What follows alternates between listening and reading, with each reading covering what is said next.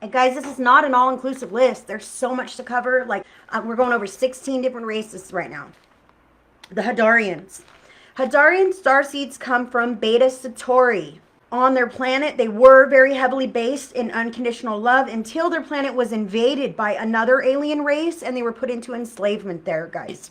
Oh, I have to say, I identify with Hadarian. That's one of the little ones I identify with as well. I feel like I was there. I feel like that's why I'm crazy sometimes. So now, their planet, until it was invaded by another race and they were put into enslavement. Many Hadarian starseeds fled here and became starseeds here on Earth. Okay, they fled here, but it's difficult for them to remember what exactly happened due to the trauma that they endured. And I need to say that, due to the trauma that they endured. That's why I'm telling you, I feel like I identify. This resonates with me. Like, whoa, some unspeakable shit happened.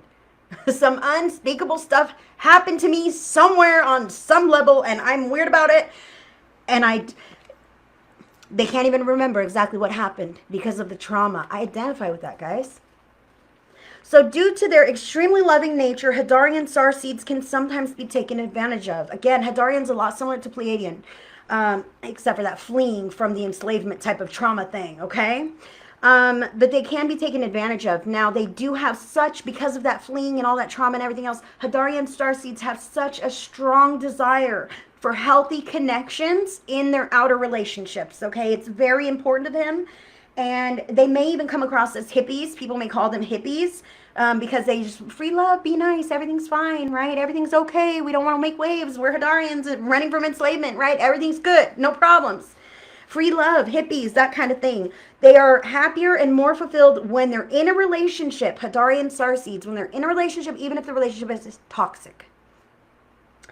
Even if the relationship is toxic, they prefer to be with somebody so they're not alone. Or so they're not, you know, fleeing whatever it is, guys.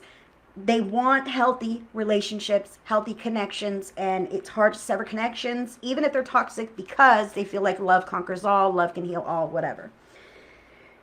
And they are here to learn how to love themselves. The big Hadarian life lessons are here to learn how to love themselves and to exercise their own free will, because they have trouble with muting themselves or capping, that kind of thing. So they're here to exercise their free will, learn how to love themselves as much as they love others. They are very empathic with other beings, plants, or animals. Very empathic. I feel that. Please don't kill that spider. Please don't kill that plant. I feel it. It's alive, right? They may be shy or introverted until you get to know them. They may not speak. They may not trust you much, right? They're just watching you to be sure first. Their goals are never aligned with money or financial success. They simply just want to help other people. And they may find jobs as counselors, humanitarians, philanthropists, or in an office somewhere.